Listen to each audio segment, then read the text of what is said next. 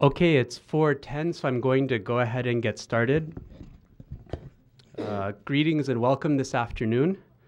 My name is Micah Auerbach, and I do my research and I teach in the Department of Asian Languages and Cultures here at the University of Michigan. Before my introduction, I'd like to make an announcement.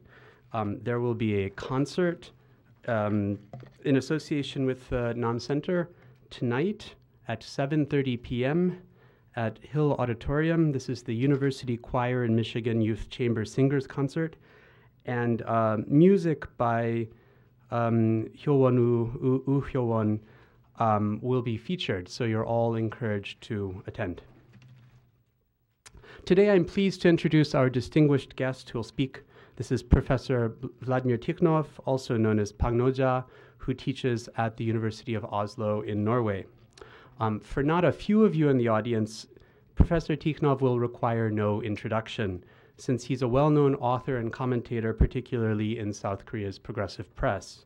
Born in Leningrad, Professor Tikhonov has, since his undergraduate days, been immersed in the study of Korea, and he received his PhD in ancient Korean history at Moscow State University in 1996.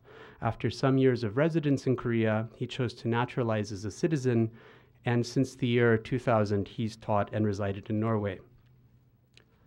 Professor Tikhonov is a rare example of a scholar activist whose work cannot be contained in any single discipline.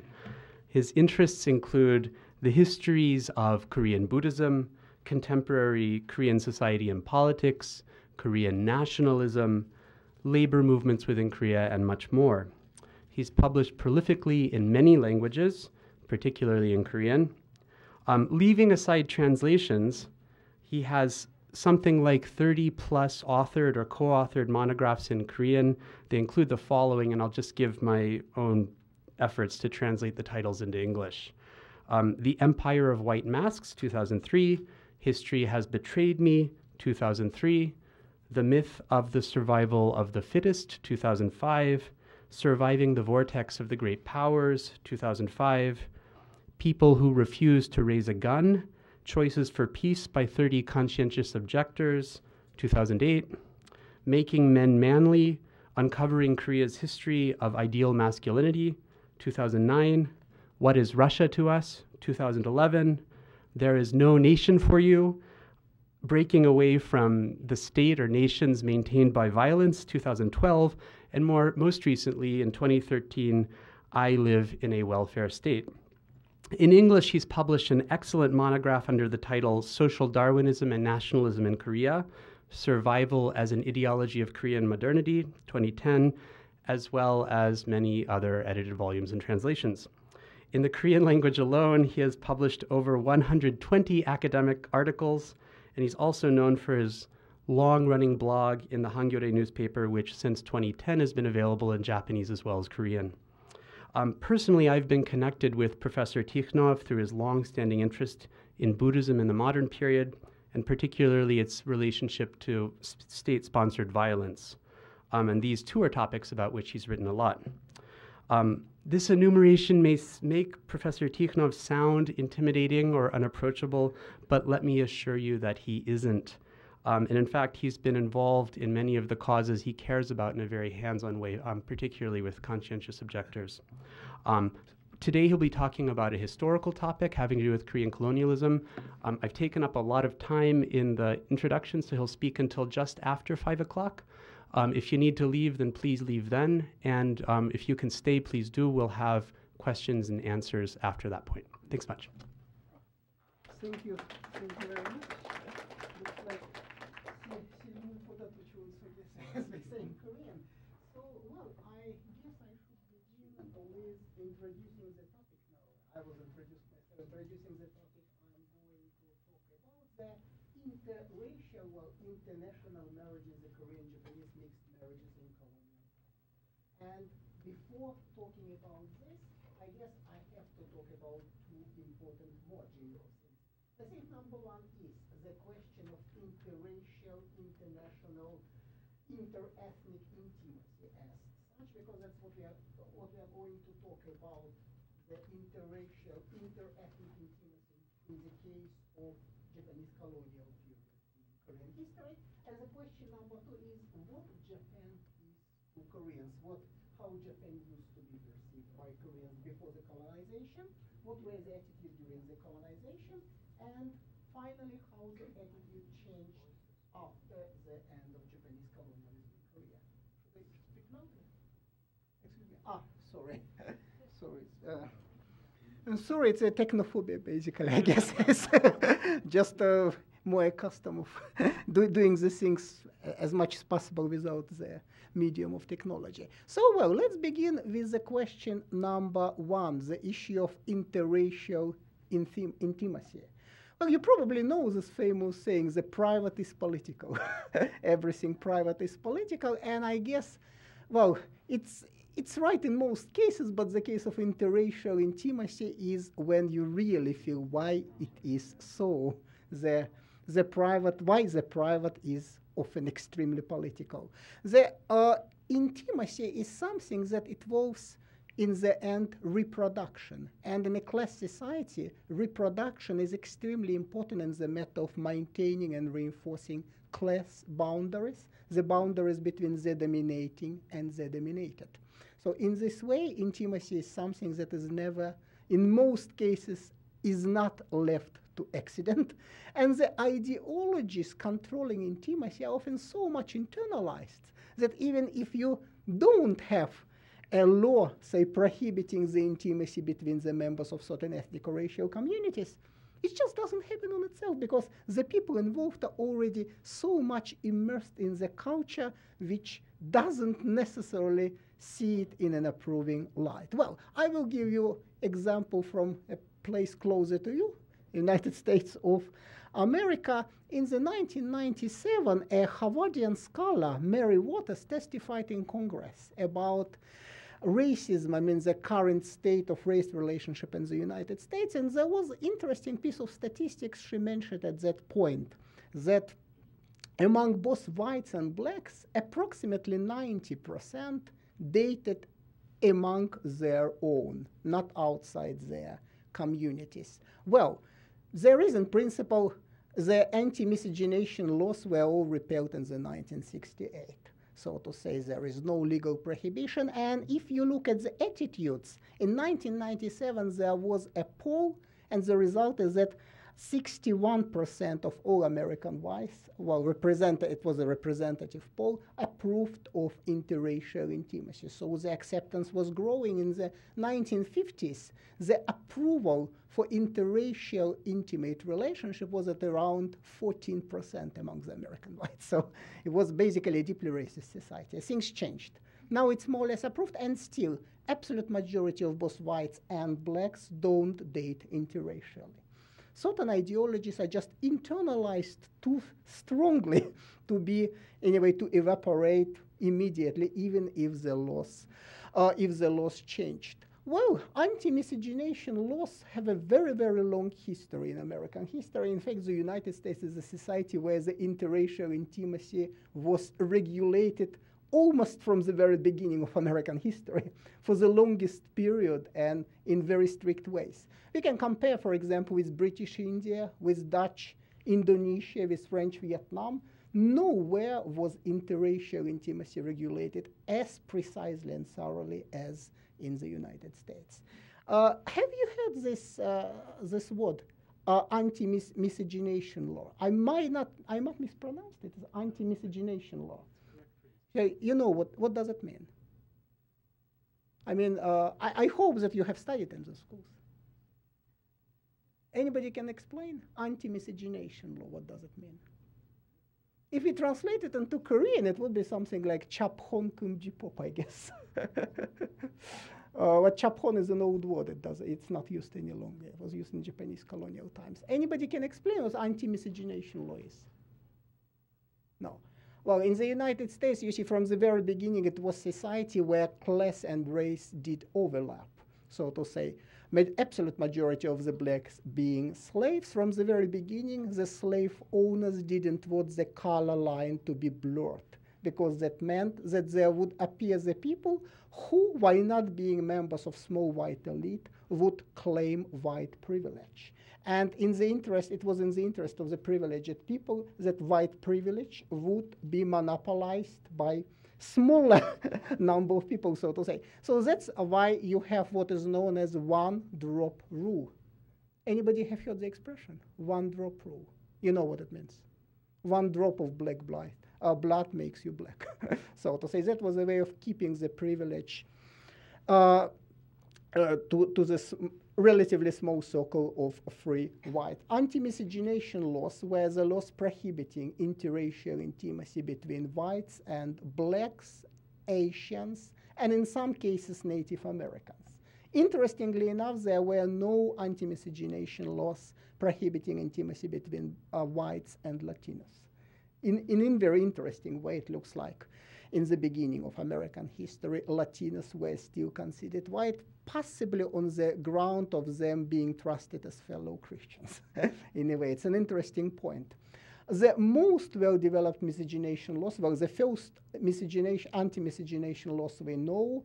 By the way, anybody remembers when the first anti-miscegenation law was adopted in what became the United States afterwards? Very early point, actually. It's 1661. Virginia and Maryland adopted the anti-miscegenation law. Well, it's very close to the very beginning of American history. The anti-miscegenation laws were fully repealed in the 1968. They existed for almost 300 years. In a way, it's a very much, and they were extremely instrumental in forming the American psyche, so to say. So I'm explaining it in order to give you the understanding of how problematic the interracial intimacy is in the relationship of domination. I mean, in colonial situation or in a slave society, such things are extremely problematical. I'm just giving you the idea of how problematical it was in other places than Korea to make the case more universal in a way. So anti-miscegenation laws existed for a very long time. They, in the very beginning, were, of course, aiming at blacks. In 19th century, Asians were added. Although it was very uneven from one state to another state, there were some Asian white marriages that somehow were registered in the United States. Usually the marriages between better educated and socially prominent Asians. And again, well, prominent enough whites to press somehow the system into their favor. Well, the best known such marriage in case of Koreans migrating to the United States was, of course, the marriage of Armstrong and Soje Hill, also known as Philip Jesson, a prominent Korean reformer. It was registered in the 1890, so to say. Well, the wife of Soje Hill was a daughter of Postmaster General of the United States, so was prominent enough family to twist the laws in their favor. So the exceptions sometimes happened. Well, but after all, if you follow the letter of anti-miscegenation laws, the future president of South Korea, Syngman Rhee, would have never married and white American citizens. So he did it. So. Yeah, and we understand that those things were not implemented uniformly. But anti-Asian, anti-miscegenation law existed in a good number of states. Well, the best known and most notorious example is California, of course. Anyway, so the interracial intimacy in the United States was deeply problematic. It was illegal in a number of cases for a very long time. And anti-miscegenation laws were enforced not only by judiciary, but also, especially in South, deep South, by public opinion. I mean, dating white women could cost a black man life, literally in many cases, so to say. Just to give you an impression of how problematic such things are in a society stratified along both class, ethnic, and racial lines. Colonial Korea was one more such case.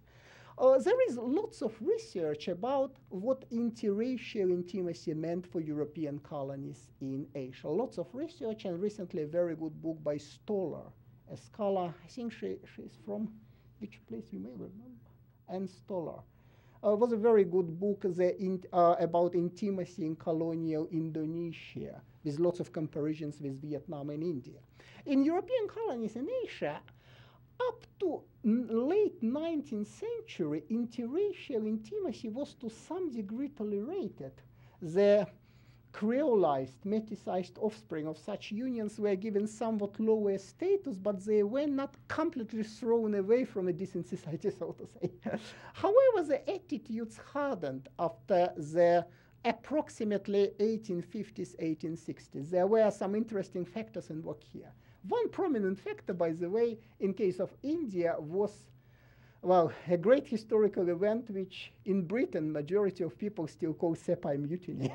And in India, of course, it's an independence war. It's interesting how policy plays in naming of certain historical events. There was a huge armed struggle of Indian people against the British colonization, and after which there was some understanding in British ruling circles that at some point India will have to be left.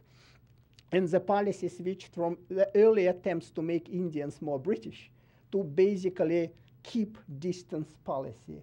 The distance now was to be kept between Indian and British communities, to the degree that elder British civil servants were not usually allowed to grow old and die in India. They were supposed to return to Great Britain so that no natives would see a weak and old British man. It would diminish white prestige, right? And white prestige was to be kept high, was to this degree, so to say.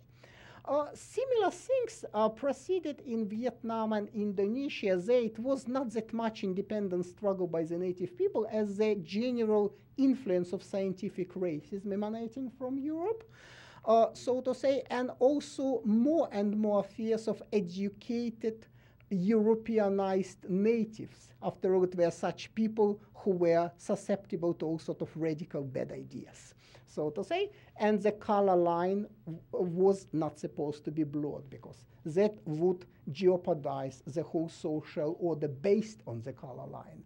So in Indonesia in late 19th century, for example, intimacy between low-class Dutch, usually Saudis, and native women was a huge social problem. So to say, it was understood that such intimacy jeopardizes white prestige because the offspring of such unions, having some white blood in their veins, could be raised as natives, speaking native language and not speaking proper Dutch, behaving like natives. And by this color line blurring would jeopardize the prestige of the Dutch rulers of Indonesia. Lots of commissions were formed in order to do something with poor mixed blood children. All of them were to be cared for and given good conditions for their upbringing, so that even for the poorest half-whites, the white prestige was to be kept high. So it was something like this. Racism was basically the ideology on which the European colonialism was based, so to say. And the case of interracial intimacy was, of course, racism was the most important ideology to refer to in a way. Well, that was the case of slave societies in North America and European colonies in Asia. Then let's look in a case of Korea, Japan's colony between 1910 and 1945. Here we have several important differences. Well, a difference number one, of course, is very ambiguous attitude towards Japan on the part of many people inside Korean intelligentsia. Well, of course, loving the colonizers is a strange thing, but you should remember that it wasn't clear up to a very late point that Japan, and not Russia, say, would be colonizer of the Korean peninsula. It became completely clear after approximately 1909. It became a little bit clear after 1905, when Japan, on having won the war against Russia, forced upon Korea an unequal treaty making it a two-protectorate. Before 1905, however, it was very unclear to many Korean intellectuals who among the great powers really threatens them. I mean, Russia was a favorite candidate for hatred, actually, on many grounds, including ethno-racial ones. So a group of Korean reformers, for example, formed a pro-Japanese Pan-Asiatic society, Il-Chin-Hwe. Number of those people were before this in other pro-reform societies, Tong Nip Hep Hwe, for example, the Independence Club. they wanted more power to non-yanban, non-aristocratic members of society. They wanted closer alliance with Japan, and their understanding of Japan was based very much on terms of yellow Pan-Asianist racism. Japan being understood as liberator of Asia from pernicious whites, so to say. Well, lots of prominent young intellectuals were somehow in the influence orbit of Il-Chin Hui. We don't like remember such things, but for example, number of promising young people were sent by Il-Chin Hui to study in Japan. Among them was, for example, the man whom we consider the founder of modern Korean literature. Yi Gwang-soo was an Il-Chin Hui scholarship receiver, so to say. Yi Gwang-soo, I mean, if you educated Korean, you certainly know whom Yi Gwang-soo was. So it wasn't marginal phenomenon. It was actually quite an important phenomenon in Korean life. Well, that's an interesting case of how perceptions of Japan were changing as dramatic events were unfolding around the Korean peninsula. An Jung-geun, now the icon of both Korean nationalism in North and South Korea, was initially a Catholic aristocrat with lots of sympathy towards Japan. It's not very well known, but during the Russo-Japanese War, An Jung-geun sympathized with Japan and even was trying to help the Japanese war efforts by collecting money and also persuading Koreans to work as transporting goods for Japan and so on. It was all okay, but in 1905, Japan forced upon Korea the protectorate treaty. An Jung-geun realized that it's not Russia but Japan was going to eat Korea up, and he was gradually turning into more anti-Japanese direction, although when he was in prison after having assassinated Ito Hirobumi, the mastermind of Korean colonization, he wrote a very important treatise on the peace in the Orient, where he suggested that Chinese, Koreans, and Japanese would form a federation on equal footing, of course.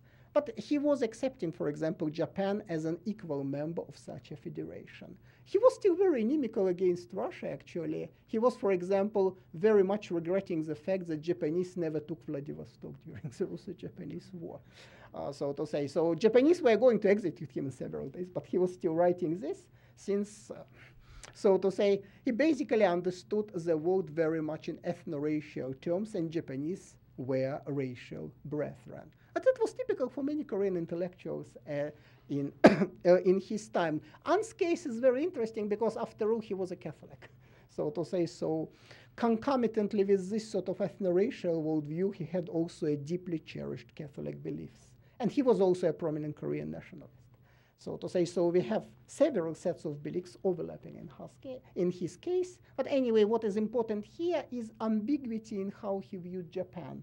It was, of course, the enemy, and he killed Ito Hirobumi because it was an enemy. So to say, it was enemy, it was colonized. At the same time, it was model for Korea's modernization. At the same time, it was possibly a future member of East Asian Federation, and so on and so on. So you have lots of ambiguity here, and we should understand it, because otherwise, lots of things in modern Korean intellectual history just miss it completely. Well, Pan-Asianism was very much in favor among the Korean intellectuals until approximately 1905. When Protectorate Treaty made many of them understand that Japan wasn't going to liberate Asia from whites just for Asians' sake, since Japan was also a colonizing power. Pan-Asianism in Japan had much longer history than in Korea. That's basically where it was born in the 1870s. And Pan-Asianism was a part of modernist culture in Japan. There were, for example, nice Pan-Asianist novels like this, Kosafuku Kadze, The Wind-Blowing Desert Song. You may know the author of this novel if you are interested in modern Japanese literature, Nakarai Toshui. Now, as an author, he's completely forgotten, but he is remembered for one thing. He was a lover of Higuchi Itiyo. And Higuchi Itiyo is one of the few women who graced the Japanese treasury bills. You had it on you had her on Japanese money at some point. Higuchi Itiyo was one of the pioneers of female literature in Japan. Their relationship didn't continue for long, but he was a sort of mentor of Higuchi Itiyo, and people remember it, so to say. But aside from being a lover of a very prominent and talented woman, he was also one of Japan's earlier Korean hands. He was stationed in Busan as a Japanese correspondent for a long time, had lots of friendships with Korean serious so-called progressives, people like Park Yong-hyo, who wrote preface to this book, and so on. The book is really funny, and it has an element which is interesting in us now, that is the interracial romance. Well, here you have a dynasty of Japanese adventurers and their relationship with Korea. A Meiji loyalist comes to Korea. Well, what should a real Japanese male do in places like China or Korea? Of course, kill the Asian villains and save the local woman, right? It's very much like what white males are supposed to do in Africa or Asia, the same thing. So the Meiji loyalists come into Korea, killed a couple of local bandits, saved the woman, became her lover, and fathered a child. The child, Hayashi Masamoto, also known as Im Jong-won, the same character, just read it in Korean, become a prominent sort of a reformist hero in himself. He does the same thing as his father. He kills a good number of Korean villains and saves a woman who becomes his lover. And together, the couple is launching an adventure aimed at fending off the white Russian aggressors and building up an East Asian federation with Japan in its center, but with participation of China as well. So in the way, interracial romance here is predicated on Japanese male able to kill Korean males and save Korean women. So to say, so you understand what sort of understanding of Japanese and non-Japanese masculinity is based upon. Well, but that's approximately how Meiji Japanese tended to view other Asian states.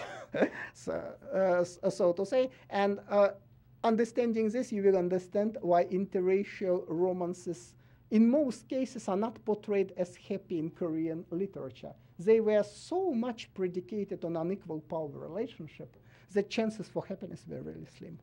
But we are going to understand it further working with Korean novels dealing with interracial romance. Nice picture, isn't it? This one.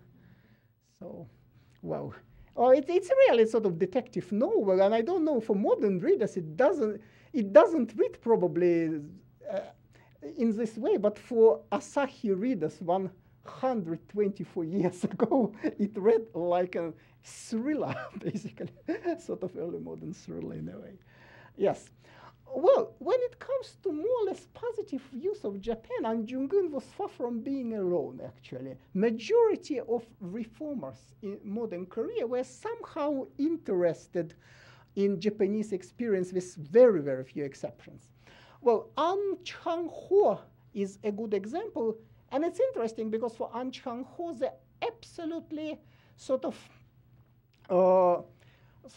ideal, the final ideal wasn't Japan. It was a place where he lived for quite a long time. He first came to America in 1902, one of the earliest Korean immigrants to the United States. He spoke very good English, and he very much internalized American middle-class values: diligence, hard work, hygiene, sports, male bravery. Everything together, that was the core of his worldview. His dream being basically Koreans becoming more like whites, so that not being discriminated as if they're Chinese. Basically, it was something like this. If you think about the degree of anti-Asian sentiments in place where An Chang-ho was living, California, the first decade of 20th century, you probably would understand why he was thinking in this way. It was, well, very much one of the worst places to be Asian. America at that point, the rest of America wasn't much better. But anyway, so but An Chang-ho, being a sort of extremely Americanized Korean Christian, at the same time was very positive towards Meiji experience, considering also the way Korea realistically should go through if it was to become a more modern state. By the way, you know who was one of An Chang-ho's sons? One of the first Asian actors in Hollywood. Yes, exactly. So to say, so we have an interesting connection here, and he mostly played Chinese, but anyway, it's an interesting connection. Well, why Japanese were viewed with such interest by Korean intellectuals? Well, one reason for this was very plain. Japanese were fellow Asians. After all, Korean-Japanese relationship go down to almost to the times immemorial. And, well, Koreans in the end of 19th century found themselves in the world completely dominated by the people who were completely aligned to them anyway by the white overlords of the modern civilized world. It was also the jungle world. It was understood that it is where only the fittest are to survive. And the very fact that there were fellow Asians among, well, not the fittest, but maybe fitter citizens of this Darwinian jungle, of course, endeared modern Koreans to the Japanese experience. Pan-Asianism was important for Koreans as a way basically to validate their culture. Japanese Pan-Asianists writing in good Kambun Hanmun Wenyan were telling to their Korean colleagues that Asian is good, that we should be proud as Asians, that Asia is the mother of civilization. No European would have said it before Count Tolstoy. Actually, when a great Russian writer, Leo Tolstoy, was first introduced to intellectual Korea in 1906, it was in Choyangbo, a monthly journal. And the article by Chan Ji-yeon, himself a very famous Korean modernizer, was about Tolstoy reading Confucius, Mencius, and other Chinese classics, and thinking that Oriental culture is much superior to Occidental culture. It was yet another way to validate the Asian. But before Tolstoy, the only way to validate the Asian was via Japan. So was one reason why very sort of patriotic people like An Jung-geun or An Chang-ho, nobody would doubt their patriotism, were at the same time so much interested in the stuff coming from the place which actually was to colonize their country. Well, some more sort of heavier cases of pro-Japanese sentiment would be, for example, people like Yu Kil-chun, known as the author of Korea's first encyclopedia on 6 modern Soyu Kyonmun, the things I have seen and heard in the West. Large part of the book is basically adapted translation of Fukuzawa Yukichi's account of his travel to US and Europe, Seiyo Jijyo. So to say, Yu Gil-jun was against Korea's full colonization, and he was one of 2 Korean aristocrats who refused Japanese nobility titles when offered them at the event of Korea's annexation in 1910. 1910, when Korea was annexed, a number of prominent Koreans, around 80 people, were given Japanese nobility titles. Only 2 refused. Well, it speaks volumes about the degree of venality, of course, in ruling circles at that point, but because there were some money coming together with the titles. But anyway, Yu Gil-jun was a good Confucian retainer, loyal, good Confucian retainer. But still, he was completely sure that the only way for Korea to go was to follow Japan. That was typical for many people around him as well. Well, better known and a person with much stronger nationalistic credentials, Park Geun-sik. Park Geun-sik was a famous nationalistic intellectual and at some point president of Shanghai Provisional Government of Korea. His nationalistic credentials are such that nobody would ever doubt them. However, if you look Park Geun-sik when he was living in China after the 1910, he basically earned his bread, or rather rice, by writing to Chinese newspapers in Wenyan, Hanmun.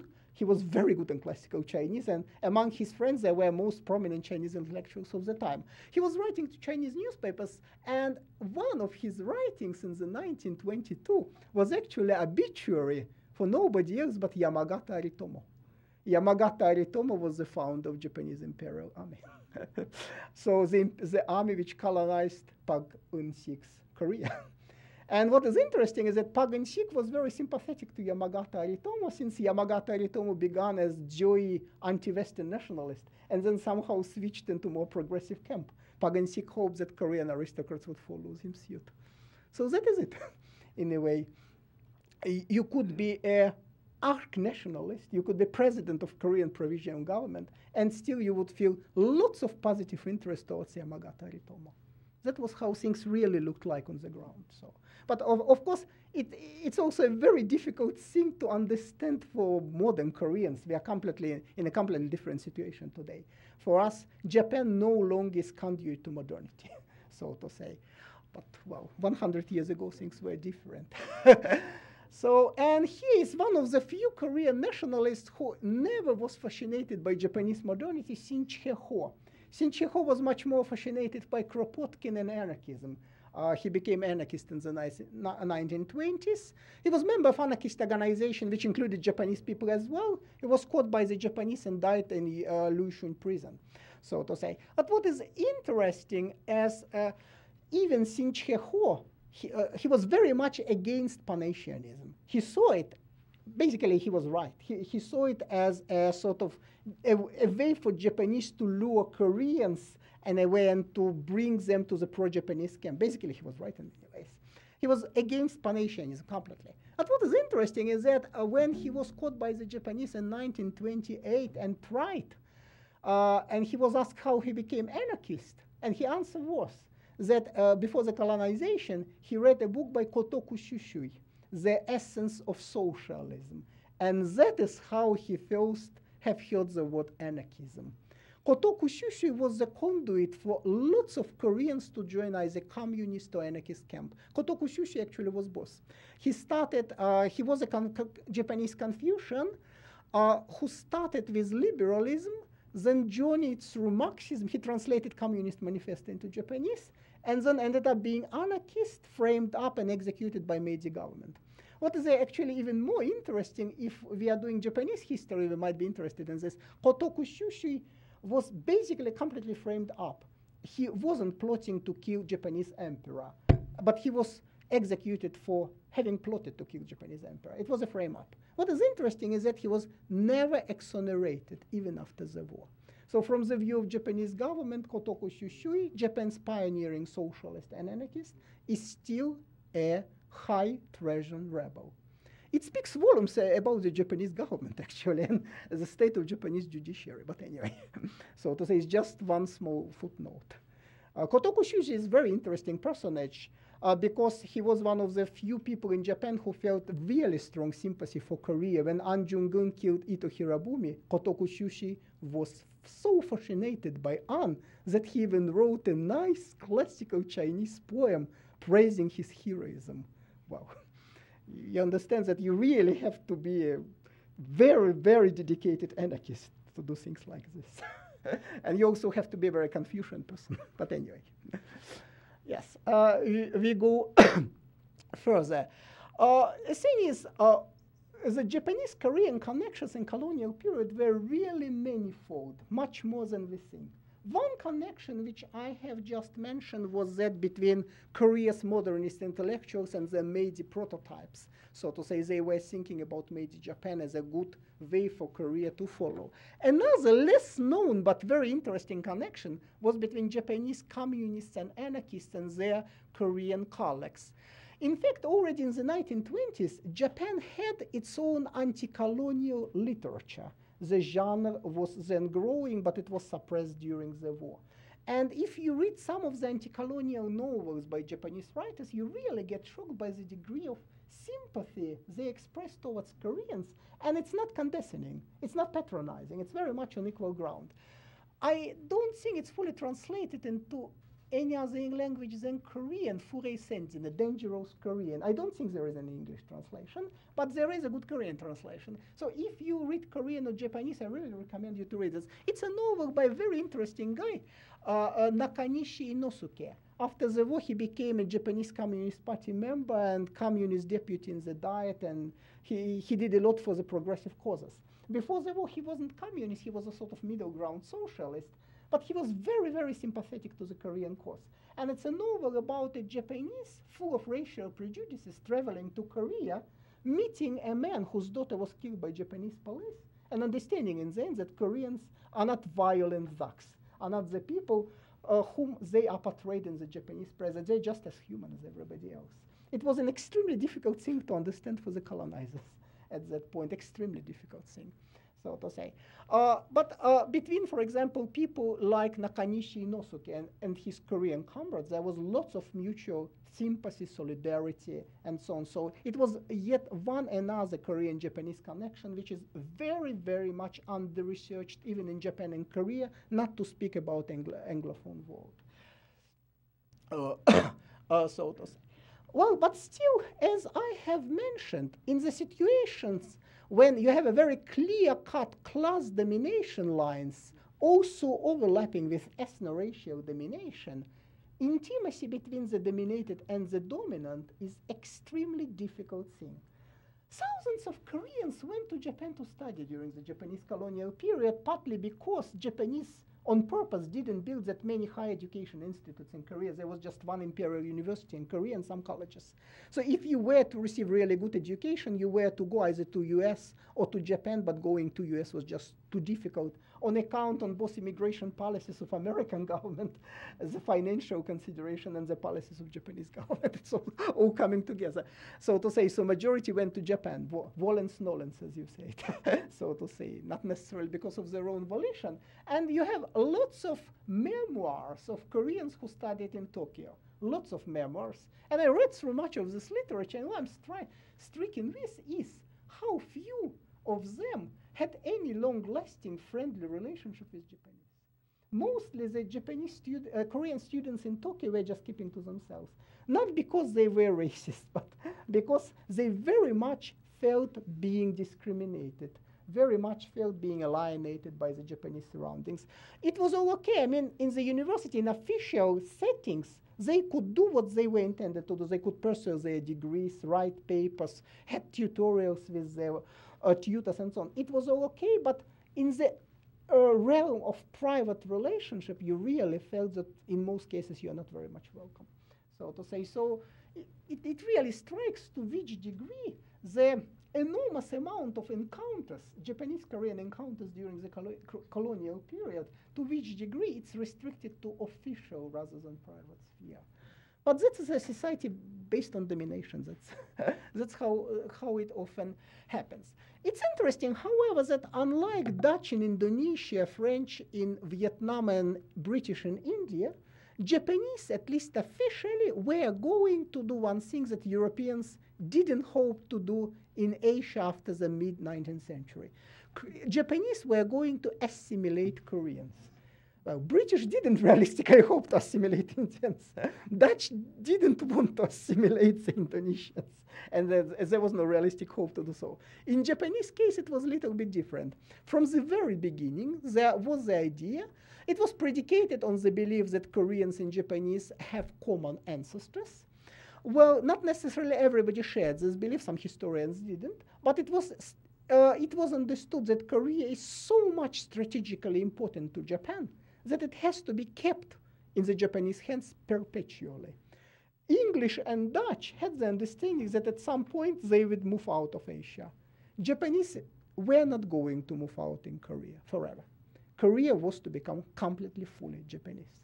The only point was that it was going to take long time. In the beginning of the colonization, the Japanese government generally estimated that it would take around 200 years to fully Japanize Nihonka, to fully toka, I think it's pronounced like the Tonghua, fully assimilate Koreans. However, things became more urgent in the end of the 1930s when Japan was embroiled in long-lasting conflict with China, and in the end it all ended up, as you know, in a conflict with the United States. Japanese at that point started to need Korean manpower, Korea's resources. But first and foremost, they needed Korean soldiers and laborers to go, to fight, and to work with almost no wages for Japan. And in order to motivate Koreans to fight, kill, and die for Japan, and to work basically for free at the Japanese plants, they had to persuade Koreans that they're Japanese. You have to assimilate them. But the thing is, assimilation was very high on Japanese agenda from the end of the 1930s. But it's also striking to which degree this whole program just completely failed, completely fully. I mean, Koreans were forced to act as if they were Japanese, but nobody really believed in this, except a very small number of highly motivated ideological intellectuals who really wanted to become Japanese. There were such people, they were just very, very few. There were some interesting examples. For example, Hyun Yong-sop was one of the ideologues of assimilation on the Korean side, the former communist who switched sides, and who believed that the only liberation for Koreans from their detestable past would be to become fully Japanese. His case is interesting because after the end of colonial period, he was so detested by his Korean colleagues that he had to move to Japan, where, even more interestingly, he found a job with the American embassy. Since he spoke very good English, being a Tokyo University graduate. So such careers are really fascinating. So you had some cases of highly ideological people who did believe in this stuff. But absolute majority of Koreans never believed that they are Japanese. What is also very important is that the Japanese settlers in Korea didn't believe in this either. So to say so, you had complete lack of real ambition towards assimilation on both sides of the ethno-racial divide. Assimilation was needed because Korea was needed for the Japanese war effort. But otherwise, it's just striking to which degree the whole program never worked. And it probably could not work when you have the people with long tradition of having their own statehood. You have extremely unequal society predicated on ethno-racial discrimination. You have clear power relationship.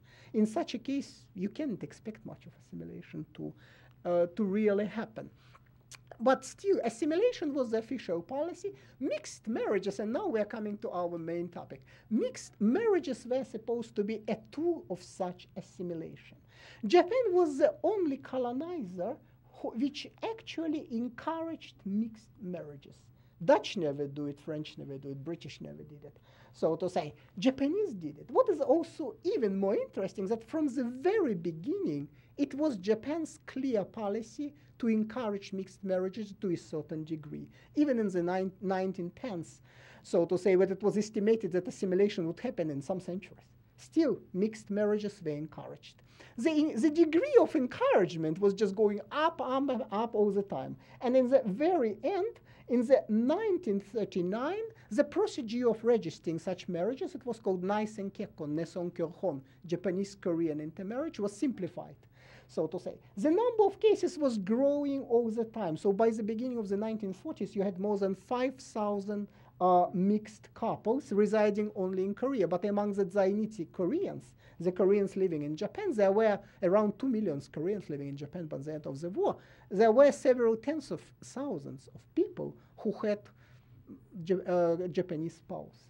So to say, in most cases, it was the marriage or civic union between Korean male and Japanese female, so to say. Well, what was the calculus here? Government general wanted to encourage such marriages, which understandably to assimilate Koreans and to increase their loyalty to the Japanese empire, for which they were going to die very soon, many of them anyway. On the Korean side, it was understood as one way to become more cultured, civilized. The Japanese females were seen as civilization agent both by government general and some Korean pro-Japanese intellectuals. And then it was also understood that once you become a part of Naitijin, well, how you should translate it into English, the metropolitan mother country people, once you become a part of Naitijin common, the family, then you probably would be less discriminated. That is otherwise the case. It was a way to escape discrimination, basically, by claiming that now you are Japanese since you married to a Japanese. So for Koreans, it was a way to become real imperial subjects, escape discrimination, gain a sort of status that would allow you to sort of pass as Japanese, for example, in China or other places conquered by the great Japanese empire, so to say, to get higher status. The symbol of the official encouragement for such marriages was the marriage between Prince Yongchin-wan, the fourth son of Korea's last real king, Kojong, and Nashimoto Mosako, a Japanese member of Japanese imperial family. So to say, that was symbolic. Well, Prince Yon ended up being a Japanese colonel, colonel in Japanese army. That he then returned to Korea after the liberation. That was yet another symbol, quite important on the Japanese side.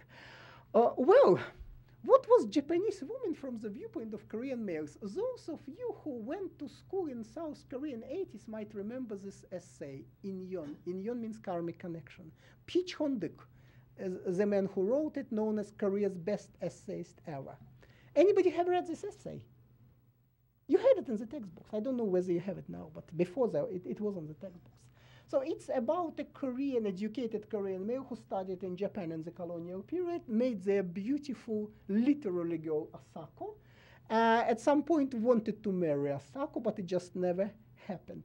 In the end, after the war, the protagonist visits Japan once again and sees Asako being married to a Nikkei, Ise Nikkei, a Japanese American who works as an officer with MacArthur's headquarters. So to say, what is interesting is that the protagonist was just appalled by this fact. The husband of Asako was neither American nor Japanese, but something in between. Protagonist suspected some opportunistic calculations in this. So to say, so well, it was sad. It was sad to see. It's an interesting attitude towards diasporic people. But anyway, so what is important here is the sort of attitude Korean male aspiring to Japanese female. Japanese female is seen as literate, educated, well-spoken, articulate, graceful, romantic. And once I marry her, highest degree of happiness, in a way. But at the same time, Japanese female is seen as very much out of touch for a subaltern intellectual. Such marriages are difficult to obtain. That wasn't very much understanding. The family would be against after all. It shows very well what interracial intimacy meant in colonial Korea. Many people aspired to this. It was, however, difficult because it would be stigmatized by Japanese settler population, but it would be also stigmatized by lots of Koreans in a way. And in the end, it's society based upon discrimination. So to say, to which degree it will work?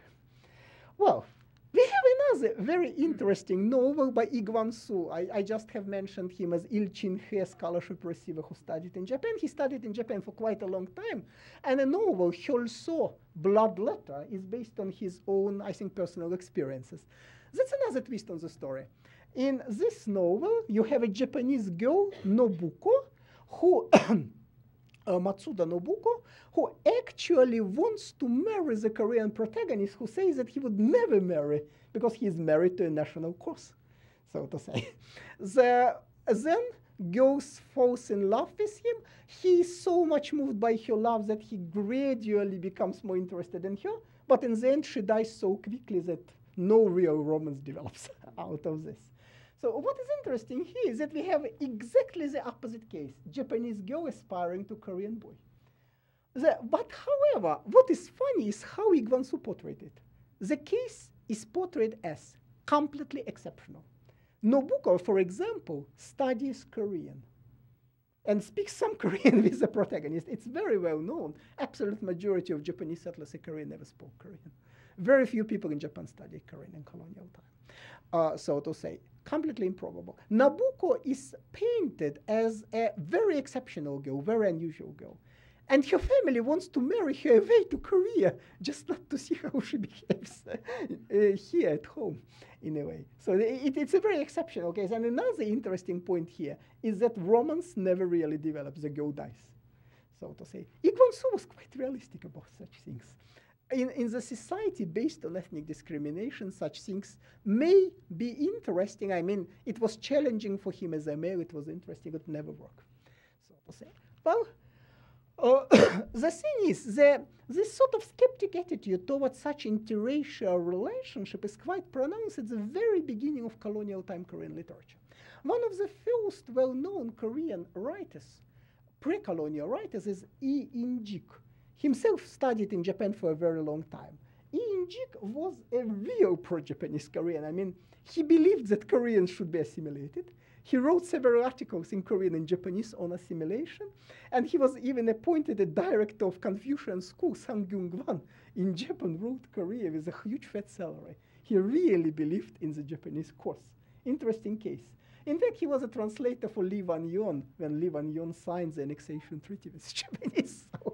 And he is also known as one of the founders of Korea's modern literature. But anyway, so to say, so you have a Korean very much on the side of the colonizers.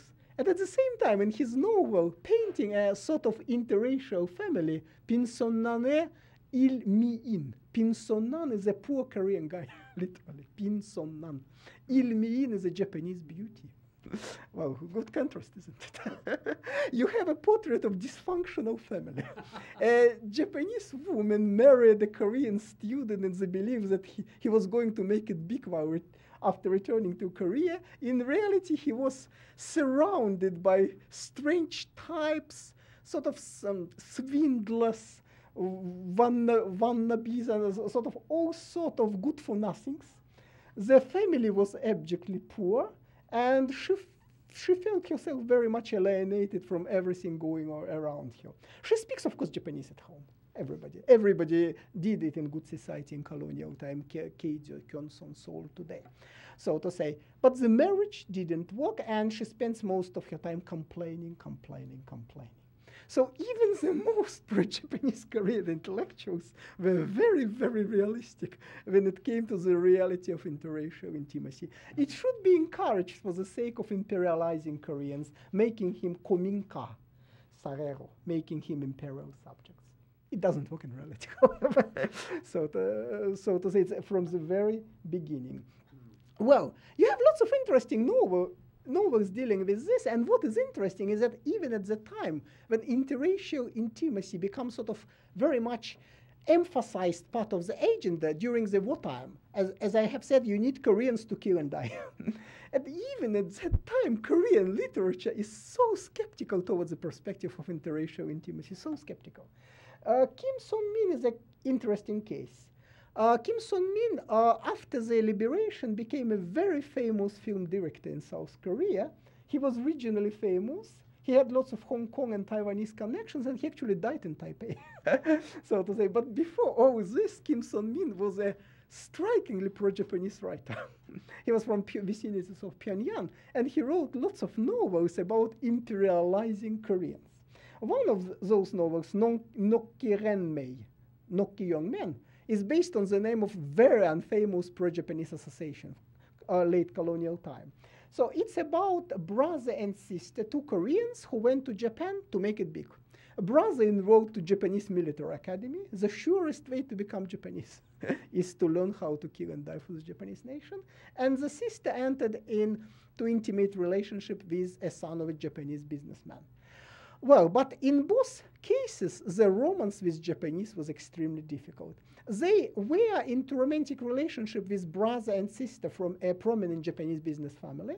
But in the beginning, the male Korean protagonist was rejected, even although he was a Japanese army officer. He could command Japanese soldiers. By the way, it's interesting, in American army at the same time, no black officer would be allowed to command whites. A color line was much, much clearer in the United States. In this army, Korean officer could command Japanese. It's an interesting comparison. But anyway, he could command Japanese soldiers, but he couldn't marry a Japanese girl from a good family. Well, what the interesting twist here is, when the war begins, the fortune of this business family declines because of the Todzai Keizai, the controlled economy. And after this, the Japanese sweetheart of the protagonist writes him a letter trying to patch the broken relationship and get him back. So the Japanese girl becomes available only after her family gets poor. Once you're poor Japanese, it's, well, Korean guy is, well, sort of okay. If you're rich and prominent Japanese, no way. It's realistic. Well, that's how things really looked like, even at the time when such romances were high on the agenda, so to say. What is interesting here is the role of the West in the interracial intimacy. In the end of colonial period, the West is becoming enemy. Koreans are imperialized in order to fight against the United States. But in the beginning, however, in, say, 1920s, when Korea still was in the grip of the modernization rush, what's quite interesting is that the cases when interracial romance really took off sometimes were the cases when a West-obsessed Korean intellectual would recognize a Japanese girl as really Western beauty. Lots of Korean intellectuals had their personal sexual crushes on Western beauties, so to say. And sometimes they found some Japanese looking just like the Western beauties they admired. That was the case of Kim Do-in, a famous aesthete, very sort of aesthetic writer.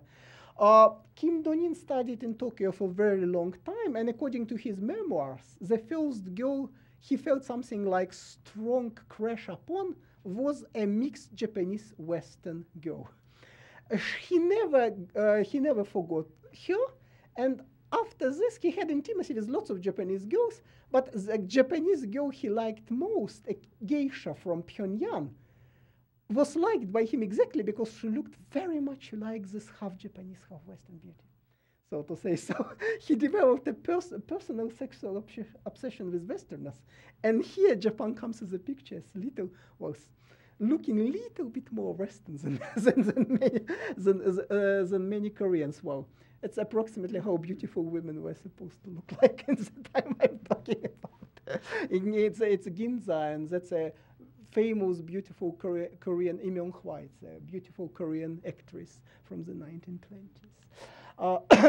So to say. Well, but let us imagine for a moment that interracial romance really worked, and you have a Japanese-Korean family. It's a late Japanese colonial period. We have a very good novel showing what would most likely happen in this case, especially in case such family belongs to lower classes of the colonial society or Japan proper.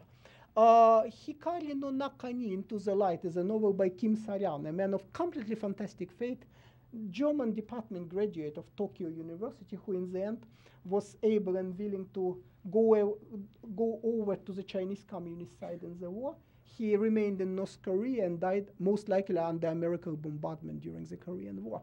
Very sort of really fantastic case. Kim Saryan wrote in Japanese. He wrote in Japanese, and this novel was particularly famed because it was nominated for Akutagawa Prize. If you come from Japanese literature field, you understand what Akutagawa Prize means. So in this novel, you have a Japanese-Korean mixed family, which again is a good example of dysfunctionality. Dysfunctional family in Jig portrait, however, wasn't very violent. It just was the level of complaining. And the dysfunctional family Kim Saryan portrait is very violent. You have a half Korean, half Japanese father, gripped by the inferiority complex, who abuses and regularly beats his Korean wife, so to say, trying to vent off his anger about the world. And Korean wife is trying to somehow deny her Koreanness, speaking broken Japanese all the time. And they have a child who again tries to deny his Koreanness and even tries to bully other Koreans if he is able to do so, so somehow to mask his enormous inferiority complex. In the end, the protagonists are able to somehow get along with their Koreanness. They accept their Koreanness in a way. But the novel shows how really difficult it was to be a Korean in the society predicated on institutionalized discrimination of the colonized people. Kim Saryan, in fact, wrote a lot of novels about mixed families, and in most cases it's something like this. In one novel, for example, Komei, Light and Darkness, you have a mixed family where the Korean husband takes over Japanese surname of his Japanese wife. It ends, however, with him being still discriminated and bullied. His Japanese wife is so unnerved in this that she suffers a nervous breakdown, and she tries to vent up her anger by viciously bullying her Korean mate, whom she accuses of having a liaison with husband, most likely falsely, and so on and so on. So you have a real need of intrigues in one small family, but it all shows how dysfunctional things can be in such a situation, interracial intimacy in colonial situation. Well, we have a very interesting earlier novel about a prominent Korean-Japanese family by Yom San-sop, one of the best-known modern Korean writers. The novel published in the late 1920s, Nam Chun-so, is the name of the protagonist. Well, he prefers often to pronounce it Minami Tadao in Japanese. You have lots of Korean names and surnames which may be pronounced in Japanese and they still sound like Japanese, so to say. So it's a very high-status family. But however, it's like you have a high-status Korean male and very low-status Japanese female. It was a usual construction. High-status Japanese females were almost unavailable for the Korean males, irrespective of their social status, so to say. The problem is that for Japanese female, Koreans still remain Koreans. The woman now estranged from the husband wants to be compensated for being under the inferior Korean, for having received the Korean seeds. Korean seed is something just should never touch. But at the same time, the rich and prominent household of the Korean male discriminates the Japanese woman because she's a low caste in a way. So you have the patterns of status and ethnic discrimination sort of over, in a way, coming in reverse and meeting each other. Family is completely dysfunctional now, and the offspring of such a mixed liaison, Namchung So Ekaminami Tadao, tries to find solace by joining underground communist group. The problem is that even underground communists are very unsure about his ethnic loyalties, so to say. So in the end, the conclusion of the protagonist is that Chontong Dento, the tradition is something that runs in your blood. Tradition and blood is the same thing. Well, in the society predicated on the bloodline between the dominated and dominating, such conclusion may actually sound quite natural. Well, so to say, the only people who were trying to do something with this really, I mean, not as assimilation project from above, but as solidarity project from below, were anarchists and communists on both sides of the ethno-national divide. However, even between radical Koreans and radical Japanese, there was an understanding that ethno-racial divide is close to unbridgeable. Proletarian solidarity and all such things were believed in. However, there was the feeling that even proletarian solidarity may not be able to bridge the divide. So you have a very interesting poem by Im Hwa, a great modern Korean proletarian poet and writer and critic, and he did many other things, with an embryo in Yokohama Harbor. So was written in the 1930s. It's narrated by a Korean who is expelled for his revolutionary activities from Japan proper, and he parts with his Japanese sweetheart. So to say, they had a sort of revolutionary comradeship. It looks like they love each other, but at the same time, the Korean protagonist says that nobody would greet you in a foreign land. So to say, it's unbelievable that his Japanese sweetheart would be able to join him in Korea. Dominated and the dominating are just too divided for this. Proletarian solidarity aside. So to say, Im Hwa was just realistic in this way. Ideologically, he was fully committed to the cause of worldwide proletarian solidarity. However, that was the reality. Im Hwa and his wife. Im Hwa is a man of tragic fate. He was shot in North Korea in the 1953, accused of being American spy. Falsely, of course. So really tragic fate. I'm now wrapping up. So to say, the man who wrote most novels about interracial intimacy in the end of colonial period was, unsurprisingly, Lee Kwang-soo, whose blood letter we had already looked in. What is interesting, however, is most of those novels are actually written in Japanese. So to say, Lee Kwang-soo by that point was a crusader for the Korean-Japanese oneness, Ittai ilchye, Korean-Japanese being one and the same. And he was supposed to propagandize this idea. What was interesting is that he was too good a writer to simply write propagandistic pieces. His pieces are propagandistic, but at the same time they remain realistic. And as such, they paint what would really happen in case of interracial romance. So in one novel, for example, a Korean girl and a Japanese officer she loves are being united in a provisional marriage only before being executed by the Chinese nationalists on a front of the war against China. In yet another piece, you have a Korean student teaching a Japanese girl from a rich professorial family. They love each other. Professorial father would never accept it. The Korean girl is expelled from the family. He ends up being a prominent inventor honored by the emperor in Japan proper, and so on and so on. So you have lots of interesting twists and turns on the interracial romance theme. It never ends in anything resembling good sort of harmonious family. It just doesn't get there in a way. So, well, now it's a wrap up. Well, interracial romance, where are we standing now? Well, for the Japanese and Korean middle classes, by Korea, I'm talking about South Korea, of course. A relationship between Japan and North Korea is a separate topic. So for Korean and Japanese middle classes today, interracial romance probably wouldn't present that much difficulty. They have some prominent romances of this kind. Today, you see, if you use the PPP, the purchasing power equivalent calculations, the per capita GNP in South Korea and Japan is close to similar. I mean, would be around 30,000 American dollars. It's a little bit lower in Korea than in Japan. It's close to similar in a way. So both societies increasingly view each other as very, very similar to each other.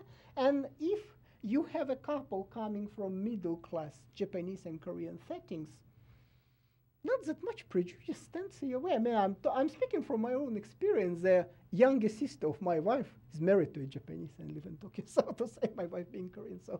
So to say, and what I can look from visiting Tokyo and looking at the settings where they live and looking at other Koreans married to Japanese, looks like it works. So to say. So this part is over because Japan is a part of the vote systemic core. South Korea is semi-core, but it's very close to the core. Both are capitalistic successes. So to say, and as long as we are talking about middle classes, it looks like to a degree it works. Although, of course, in most such families, the children are being raised up in a very Japanese upbringing. They're supposed to speak accentless Japanese. So to say, this part is still important. But anyway. However, interracial intimacy is still deeply problematic if you have the relationship predicated on huge power and monetary difference between, say, Koreans and the people from Southeast Asia. The number of interracial romances and marriages has been on increase in South Korea for some time, peaking at around 2006, 2007. 2007, well, around 11% of all marriages were international marriages in South Korea. But in most cases, we have the marriages between Korean males and Southeast Asian female, often arranged in a commercial manner, predicated on the fact that Korean residence and eventually Korean passport is something highly desirable, mostly for the female part of the romance. Basically, marriages here approximating some sort of reproductive economical partnership.